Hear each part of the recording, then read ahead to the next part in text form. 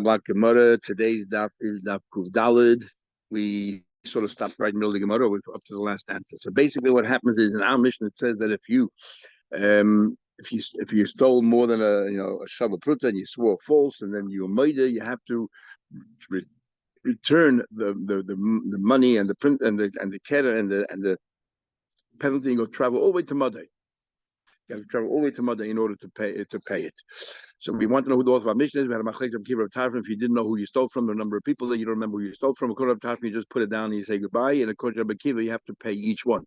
So we said, who's the author of our mission? According to tarfin, you never have to. You don't have to go to Mother. Just put the money down and it's enough.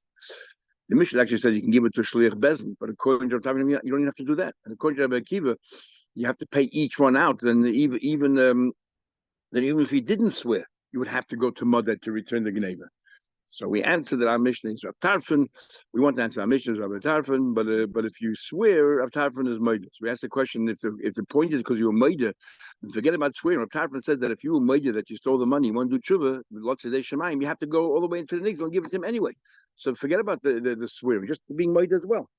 So now Rava comes along and he answers as follows. El Amar Rava. Rava says, you know what? This is how Rashi explains the Gemara that our mission actually going to come to everybody. And you cannot compare a case where you don't know who the victim is to our mission where you do know who the victim is. In a case where you don't know who the victim is, Abd Tarfon says, well, min hadin, all you have to do is put the money, take the money out of your reshus and let them work it out. No, in order to fulfill, you have to return it to the nigzel, but you don't know who it is. Yeah, so you have to return to each potential victim. But our mission is talking about a case where you know where the gazan is. So it depends like this. And the Rebbe will explain. There's a difference then. It works out according to Rav Tarfon. In this case, said because you know who the victim is. If I walk over and I am murdered, without swearing, I'm just murdered. I'm such a good person. I'm doing tshuva. It's as if the victim is saying, okay, hold on the money. When I come by, I'll pick it up. So you don't have to schlep all the way to Mother. But if I swore false, and then I was murdered, the Torah says, that the Torah says the only way to do tshuva is to go and go to Mother. That's the case of it. Our Mishnah, Shiny Masnis, and our Mishnah is very different than the case, the argument of a Kiva of Tarf. They're talking about you don't know who the victim is. Our Mishnah is the Kiva, the Yod, the Lamangos. Our Mishnah, you do know who the victim is. And the Oidele, and you admit that you have stolen money. Even the Efshala Hadure, because since you're able to return the money now, because you know who the victim is. Havale command Amalek. If you were just made this as if the owner tells you, know what, now that I see that you're an honest person because you're willing voluntarily, nobody asked you to give the money back. Even you nothing to do with swearing, you didn't swear at all. You just decided to come forward, step forward, and admit it. Hold on to the money, and therefore I'll come pick it up. You don't have to go schlep to Mother. But therefore, nishba. But in the case if you swore, which is the case of our Mishnah, and then you made it, that's different. Then you have to go to Mother. Now, why should we go to Mother? Because the Torah is exasive. The Torah says, La Shaloi. You want to do tshuva, you got to give it back because you swore. The swearing makes you go to Mother. So therefore, our Mishnah could be Rabbi Kiva and Rabbi Tarfon. That argument, Rabbi Tarfon, in the case where you don't know who the victim is. So how do you ensure that you no longer consider ganef? You have to give it back, or as long as you don't have it anymore. But in our Mishnah, when you know who the victim is, so if you were just made, you can hold on to it. If you swore and you were made, the Torah says you got to give it back. The owner says, the victim says, keep it, I'll come by your town. Even the boy kapara, if you want to have a kapara for swearing false, it's not good enough until you actually place it into the victim's hand. That's what our mission is talking about. But if he wouldn't have sworn, if he wouldn't have sworn, just stop. He would step forward and made it, he's a ganef. Then he would hold on to it after the chocolate till the owner would come and pick it up. It all makes sense. Our Mishnah says to give it back, you have to go to Mother, and you cannot give it to the son of that person, nor can you give it to the shliach of that person until loy. You have to give it back to that person itself. So we're going to have now an interesting discussion. Even we learned shliach she'osu be'edim. What about if the victim made a shliach and with edim, and he appointed the shliach, and he said in front of edim, he said, go take the money. Question is, when the guy gives the money to the shliach, is he now no longer chayiv? If any accidents happen on the way, the bar will, let's say, or the gan, whatever it is no longer responsible because he gave it into the hands of the shliach of the Baal HaMois, the person that is owed. Do we say that, or do we say Kozman, you didn't actually give it to the victim? How do we interpret the fact that no? The question really is, how do we interpret the fact that he made a shlich? Is the pshat he made a shlich is that he wants a shlich to represent him collect the money, or is the pshat that he made a shliach that to say to the other person, here's a reliable person. If you want, you can give him the money, and you point him as a shlich. What did he mean by saying I am pointing him as a shlich? Now, Taisha already explains, and he's also saying Rashi will hold the same way. If he says to the borrower, this guy's a shliach. Whenever you have the money, give it to him. That's no question. Of course, you can do that. So, this loyal fun. If you just this guy lives in one town, this guy's in another town. So the guy who's owed the money appoints a shliach in front of Aiden. So it's real. Otherwise, how do you know the guy's really a shliach? So there's Aiden, and the question is, what did he mean? Yeah, either that, or he has a piece of paper with Aiden signed on it, as we'll see more later, or yeah, something like that. So then the question is, what did he achieve by appointing the shliach? Is as if you gave it back to the person you're owed to, or he's just telling you, presenting you, here's a guy, if you want to use him, as Gemara explained. Said, have a shliach, yeah, of course it's a shliach. And if anything happens on the way, you're potter. You discharge your obligations. And Rabbam Aloy have a shliach. He's not a shliach. What do you mean? Why do you go out of his way to appoint a dafka in front of the Edim? The lake of Beshusay, that as soon as you place it in the shliach's hands, as if you gave it into the yeah, should buy it. And Rabbi Malav shliach. Rabbi says no. So what's the idea of appointing a shliach? He's a reliable person. If you want to rely on him, go. Maybe you have no person available to send the money. You're busy and you can't come to me. You're still chai, yeah. It's your responsibility.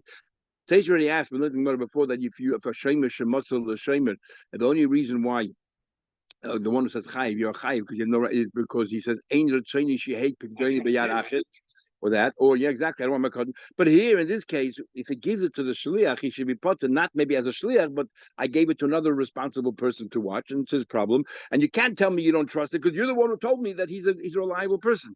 So Teish says, even if it would have been him, if he himself would be transporting his money and an accident happened on the way, he'd be chesel chayiv. The fact he didn't pay back, so the shliach can't be the shemer can't be any better than him. You have to because you have to travel in the midbar, whatever it is, to get to your place. So therefore, it's not considered as if it's not like a shemer. It's a shemer. The guy lives here in town next door to me, and I give it to him. Here, the guy has to travel to bring it to you. So there's a makom sakana, a wilderness, so on and so forth. So you're responsible. Okay. If you want to send. If you want to send it with him. That's all. Okay, now we'll bring a few questions. We learned in the Mishnah, if I want to borrow a cow, the shilcha biyad b'noi biyad avdi biyad shlucha, and the mashil, the lender, sent it with his son or his shliach. The question is, when did the show become a show? And in this case here, where the marshal sent it with his son, of course, the borrower is not yet a borrower until it comes into his domain. But what about what about the shoyl himself? Sends a shliach to pick up the animal. Is the shoyl already responsible now? If a mace, if it died, potter. The shoyl is not responsible. The maybe the shoyl is not responsible either, but the shoyl is not responsible because he didn't get it yet. Now he made a shliach here. Now, we ask a question of chizah. This shliach, what do you made a shliach? Either less about him, nobody knows about it. Because he says he's a shliach. How is anybody supposed to know? He made the shliach with Aiden, and yet it's only potter. It says it as potter. So Akasha Chizah, Yurav Chizah says that if you make a shliach with Aiden, it's mamash a shliach. If the shoyel made a shliach with Aiden, let us consider as if the shoyel already received it. Why is he potter? Says the Gemara, is Kasha Chizah. And so Gemara actually answer another question. When we say shliach, it doesn't mean you designate him to be a shliach for this particular mission. He generally works for you. He works for you. He's a gopher. He does all your errands. That's why it's not really considered shliach. Or lekita, he collects. Either he lives with you, a roommate, or lekita, he collects things in the garden, whatever it is. In other words, you didn't appoint him specifically a shliach for this, but had you appointed him specifically a shliach to go ahead and pick up your cow, Itaka would be a shliach. Says Rav Chizah.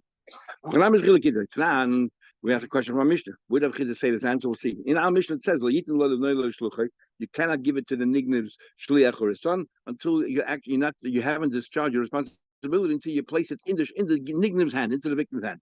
Again, this shliach was appointed by the nigniv. What happened? How do we know? El Alav also Beidim. No, and it says in the Fedish it's not good enough. This is what he answered. Unfortunately, I want to know.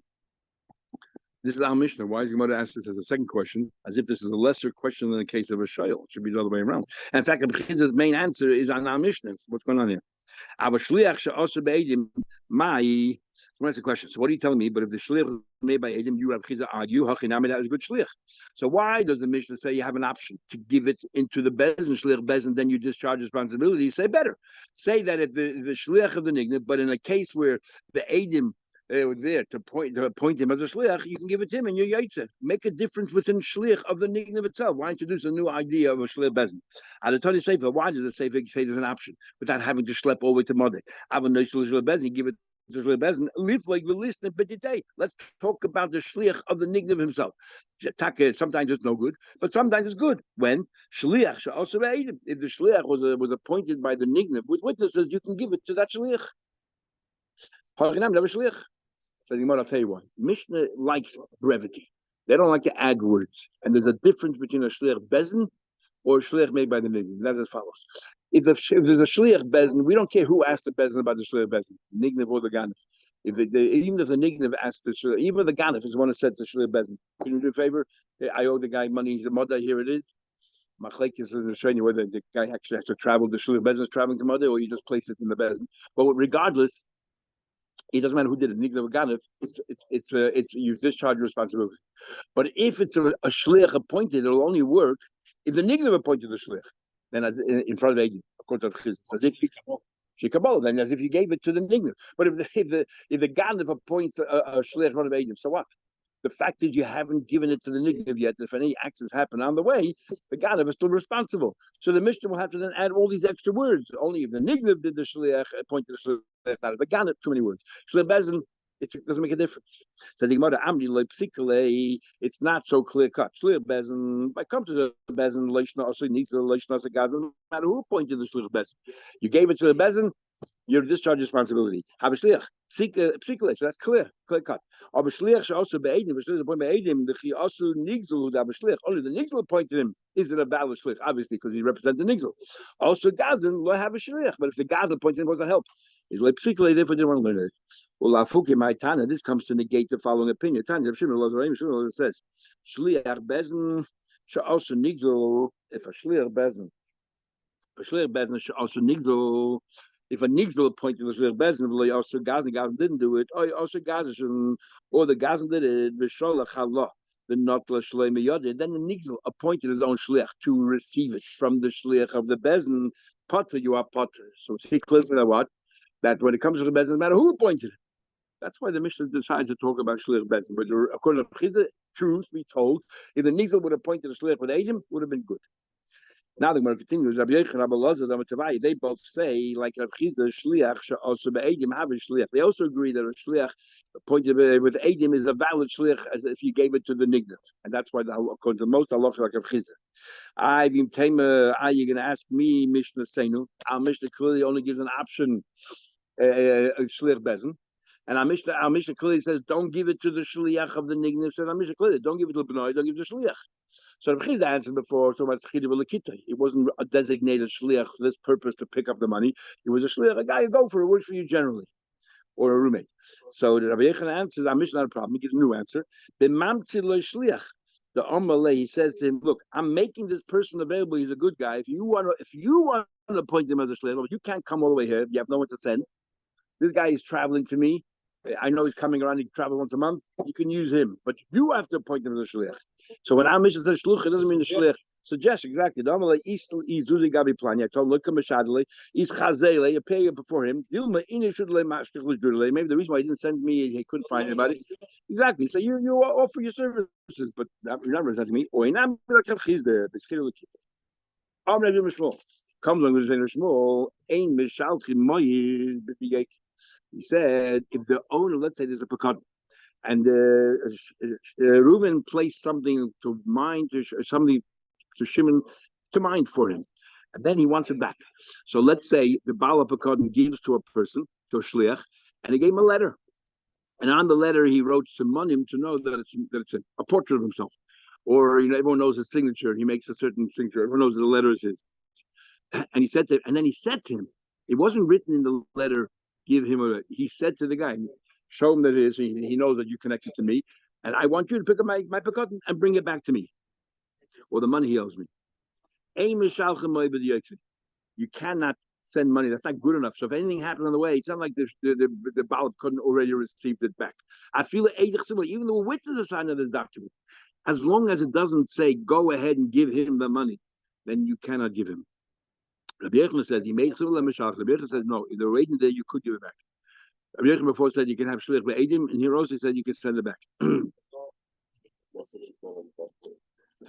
That's how some are saying. Others say that even there was.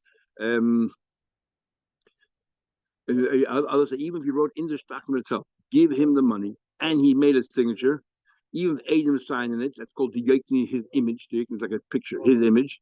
It doesn't help. What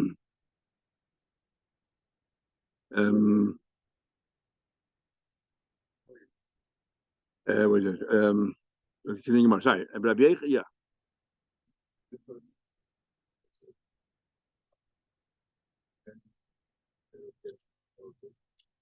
So these Adam, but these Adam are signing according to Tracer. They're signing only that this signature is correct. They're not signing that he actually pointed a shlich. Had they signed exactly, if they, if they would have signed that he said, "I want you to give him the money," and the Adam would have signed right underneath that, yeah, then it's like he made yeah. So according to Rabbi you don't even need the signature of the Baal Pekut. If you have a star with Adam on it, remember Rabbi a minute ago that Adam point is good enough. The same will be over here. Amri, yeah. Amri l'shmuel ma'ita kanta said to Shmuel. So if the guy who owns the object cannot travel to that city to retrieve it, what's he supposed to do? Star is not good enough. You heard Rababa, like Rababa.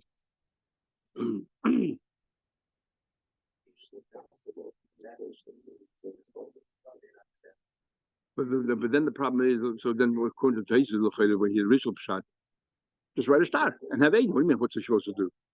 So it seems to me that even the star in Adam is not good enough. Otherwise, what's the more shaila? What are you supposed to do?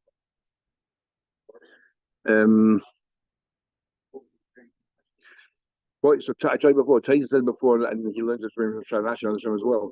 Now, when does it help if the guy appoints a shliach? Only if he does it in front of the other person. He doesn't in front of the person. We interpret that his actions as he's saying that this guy is presentable. In other words, the person who holds that like Rabba, who says that it's not good enough to appoint somebody with Adam, is because he says, all I'm saying is that this person is available. You want to appoint him a shliach. When do we say that I can appoint a guy to be a shliach? It's only if I tell the other person, you owe me the money, by the way, when the time comes to pay, give it to your uncle. Then that's all right. But if we never had this conversation, and this guy comes forward and says, look, the guy appointed me a shliach Adam, Rabbi says, no, it's not good enough. Shmuel would say the same thing. Says Shmuel, could have no problem. You have Adam, you have Shtar. Rabba, the master is Rabbi Yosef Chama, as you know, is the famous Rabbi Yosef. Sometimes the Gemara mentions his father's name. Anyhow, so the story that Rabba lent money to Chama. Omer Safra said, look, Rabbi Yosef owes you money. I don't have time to go there. So do me a favor. Hadidos says, I sit in LA, but you're going to town, you're going to meet Rabbi Yosef, bring my money back. He also, when he came to Amalei Rabba Berei, Rabbi Yosef's son Rabba, remember we had it a few times right there. Remember a few days ago, he argued with his father and he got his father to change his mind. Obviously, he's very sharp. So Rabba, the son of Yosef, said to this guy, "Meet Kosoch is Kabalti. Why would my father give back the money? And what happens in the middle of an accident happens? He has to pay it again. Unless the owner said he's Kabalti. He said that you have the right to say the moment you get the money, it's as if he received the money. I'm like, no. So Rabba said to me, first go, let him go. Let the guy who asked you to pick up the money say to you the moment you get it, as if he got it. He did it. Then he came back to collect the money. The save Amalei, one second. He caused something about the wasn't help. Dilma ad us is shochiv Rabba. Rabba generally, we're not worried the guy will die, but in this case here, he's an old man. Maybe he'll die, or he's just being machmir here, because generally we say maybe he'll die. And what happens is if he dies, his children inherit the money, and your kabalti is worthless because the guy he didn't. My father did not pay the shliach money yet first Rabbi Abba died. Then he gives the money, he must help us. Now the money belongs to the children. And if an accident happens, my father has to pay again. But obviously, coming ask me, the Rabbi Abba told me he's worthless. He said to no, what do you want me to do? Zil nikninuloch agavada. Let what do you call it? Rab Abba. Let Rab Abba give you the rights, give you hasha. Let him be magnet to you with a little piece of property, the money that is sitting by my father, so that now you own the money. So the moment my father paid you, he paid back to the person who he owns it to, and then you'll give it, you'll pass it on to him. I think my father will be chayv anymore. Zil nikniluch agav. And you write his kabbalah, and you can write his kabbalah. Who cares about Abba or not? You're the one who owes the money right now, and then you bring it to him, and that's good enough. And Tejrei discusses how much property do you need. You only need a mashu, and you live by principle as well. You have to do property.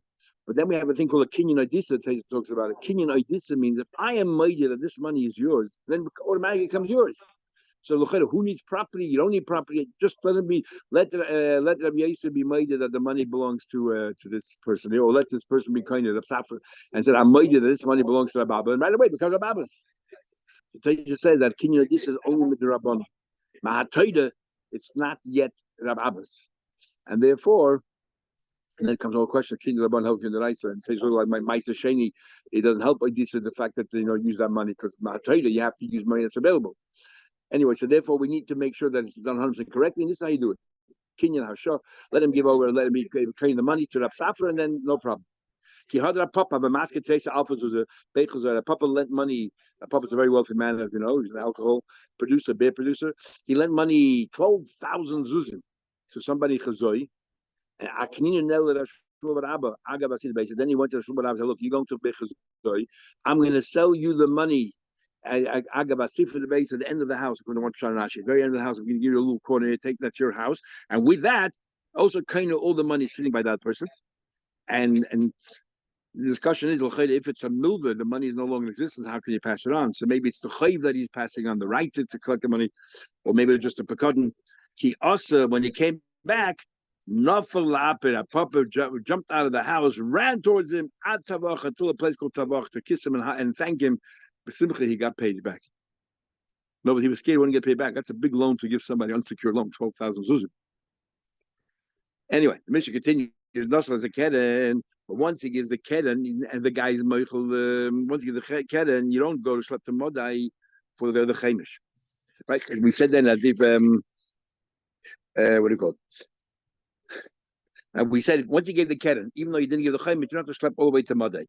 Or if it's meichel, it doesn't matter what happens to keden. If there's no longer a chiv on the keden, you don't have to go afterwards to modai.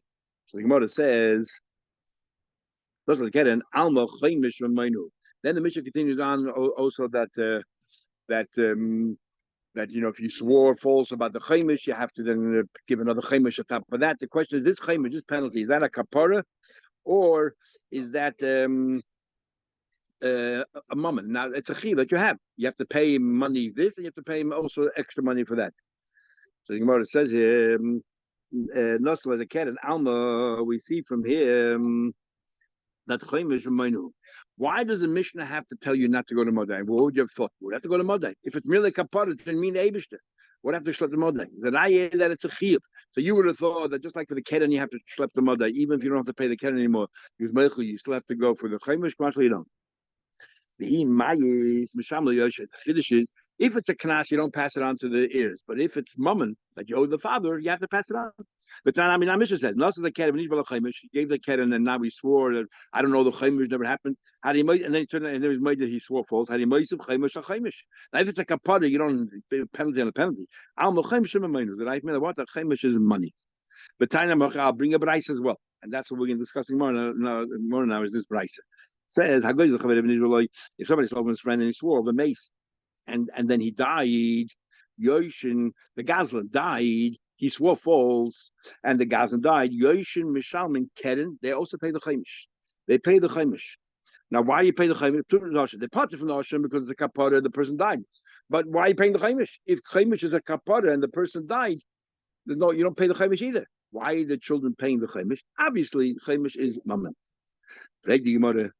And I might say the Yoshim b'nei Shloim Chaimish Davun Hava. You tell me that what you have to pay the Chaimish, the Yoshim pay the Chaimish of the father. Let me ask you a question. Alma Chaimish Ramainu B'nei Shloim Yoshim. But I mean, I'll ask you a question another brayso. So this brayso clearly said that what the Yoshim have to pay the Chaimish. I'll ask you a question another brayso where it says Adayin Ani it talks about that you only have to pay the Chaimish if you stole it, but if your father stole it, you don't have to pay the extra Chaimish. Okay, so I would have thought, when don't you have to pay the chemish for you? You don't have to pay the chemish. It is man shalinish below who love. Nobody swore. If I was a gazan, paid by the Keren. There's no chemish above. What about who will of it? Let's say the son swore. He said, "Oh, my father never stole it, or he never left us any money. We have no son. There's no such money in our house." And then the son is made that he swore false. Or who the father swore, and not the son. Or who the both swore false. How do you know still the son does not pay chemish if he's not the one who stole it? The father stole it. Only the one who stole it. So what is she clear from this brayso here? That the son does not pay the chemish penalty because he wasn't the ganef. Instead of two braysos. It's not a problem. The first brayso that says the son has to pay the chemish, talking about the father swore, and he was made that he swore false. Remember, the only time you have to pay that chemish is you swore false, and then you conceded on your own, not that you were dragged into court. You want to do tshuva, you have to pay the chemish. So the first brayso said the children pay the chemish. The father, before he died, he swore false, and then he admitted that he swore false, and now there's a chiyuv of mammon, so they have to pay it. Remember, because we just said it's mammon. But the second brayso here that said that you don't have to pay chaymish too much lahaida. Nobody was made. If nobody was made, then of course you don't pay for it. If nobody was made, then why are you paying a principal? He's saying I never stole it. Yeah, what's going on here? If you're going to tell me, who said you have to pay Keren? We're discussing the chaymish, but who does pay Keren? No. Since the whole brayso revolves around whether the children pay the chaymish or don't pay the chaymish, and we bring a pasuk that you don't have to pay the chaymish unless you stole. What about the Keren? Obviously, you are paying the Keren. Otherwise, why talk about chaymish if you're not even paying the principal? Remember the Keren mishal. Obviously, you're paying the Keren. Number one. Number two, Tanya, we're looking at Baraisa clearly, dying on I still. So when it comes to Chaimish, it says clearly you don't pay, and you want to say you don't pay Keren either, and you say that he wasn't made. There's another Baraisa which says clearly Keren, but Keren you do pay. The son does pay the Keren of his father. When we would have thought you only pay Keren, but mansion nishbahu v'aviv. They all swore false. Okay, you have to pay the Keren. Even if he wasn't made, but the agent caught him out, you got to pay the principal. But what about Aviv Lahu? Only the father swore, or who will love? Only he swore, or Lahu love? Nobody swore. Nobody swore. But how do you know that you have to pay back the Keren if we found out that you're a ganef? Your father stole and you have to pay back the Keren? Talmud Leimer Gezela the Oishik Aveda Pekatan. The pasuk says you have to pay the Gezela Aveda. It doesn't say who stole it. So the son does pay the Keren. If the son pays the Keren, must be they were made it. So how come one brayso says the son pays the chemish, and the second brayso don't pay the chemish? What's going on here? And the brayso yesh Talmud. We learn from a pasuk. So before we get back to our answering our question, the word yesh Talmud, the Yosef Abhuna, Kamlosh Abhuna said over this brayso, and he couldn't hear his father well. Did he say yesh Talmud that there are psukim, or he said yesh Talmud? Maybe his father didn't have such a clear diction, or that you have to pay, and it's purely a svara, no psukim. So these psukim brought here is only a smachta. Only Rabbi B'nai yesh Talmud kamamad. Did you say that what the psukim or yesh Talmud kamamad? Amalei, he said, yes, Talmud Kamina. The Apsukim, these Psukim that says for a stolen item, let's say you stole, you have to return it. So therefore, we know the son has to pay back the Keren. But the question still remains. One Braisa says you pay the Chaimish, the first Braisa. The second Braisa says you don't pay the Chaimish. And the both cases talking about they were makes no difference. You made and not made. With the Bui the Kra Amri from Psukim. Elamai lohoides. What we said, the second Braisa is talking about it wasn't made, and therefore you don't pay the Chaimish. And your question was, if it wasn't made, why pay the Keren either? The Braisa means that the father was never made, but the son came along and he was made. He swore that, we don't have the Gzela, and turned out to be that he does. So that Chaimish doesn't pay. And why Takanat? Why doesn't he even? He personally swore false about his father's Geneva, and then he admitted that he swore false. First he said, my father never stole, he never left us anything. Then it turned out to be that he did and he lied.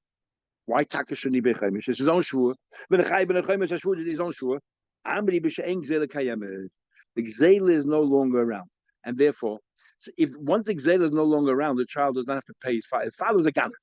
If the Gzela is be'en, oh, one second. No, that's it. When do we say that his shvu shavu chayim chayim? If the Gzela is here, so he swore about the Gzela, and that. But he's not the ganef. Yeah, because it's a stolen item is there. But if the stolen item is no longer in existence and he doesn't have to pay it, so swearing is down there to the place. Yes, exactly. So the she'en Gzela kayem. The Gzela is not around. Freddy Gemara. If the Gzela is not around, the din is that the child does not have to pay back his father's stolen goods. So why is he paying? Why does he have to pay back? Like the father left assets. So therefore, the son is paying. It's not his own money. He's paying from the asset that he yashed from his father. That's what he have to pay. Who cares if there's an asset? Milva pay, a stolen item is merely like a milva pay. When does the son have to pay from his father's assets, real estate assets? Is only if it's a milva b'shtar. So therefore, it's as if the mal already had a connection to this property while the father was alive. But it's a milva peh. Milva peh. These loans do not get passed on to the children. There's no lien on the property. So why do they have to pay? So why is he paying the father's zayla? Or milva peh and it goes you don't collect it all. Answer the Gemara. It was converted into a contractual loan. Why? Because the father, while he was alive, they took him to the Torah, and the court ruled that he has to pay. So it's like a ready chiyuv. And therefore, the son does not have to pay for the shy. Therefore, you pay the father's geneva because it's a lien asset. Ready Gemara. If so, why does they pay the chaymish then? If there was already it's as if it's be'ain, as if it's here, and now the son swore that we never got anything. Turned out to be that he's alive and he admitted. Why shouldn't he pay the chaymish? What's he lying? He's saying we have no property to pay. My father didn't leave any property behind. That was the shul, for example. My father did not leave any property behind, or my father doesn't know anything. So it's about whether the property is owed to this victim or not. And the rule is you don't swear on denial of property. That's why you don't. Rabba says, no, I'll give a simple answer. Rabba the son Taka swore. So why does he pay chaymish? You have to pay the principal back, but you don't have to pay the chaymish. Why not? He swore that there was no gneiv in the house, and it was. Talking about the case where it was an innocent shvua. How? This guy all of the contracts the father had and all of these IOUs were sitting in a big bag, and he put it in the bank, or he gave it to someone else to mind. So the son had absolutely no idea that his father stole something, and he owed the money. So when he swore, it was an inus. He had no idea. He thought that we don't owe any money. That's not a ganef. Is keren mishalim the keren you pay because there's property and and we know that he stole. He doesn't have to pay the penalty.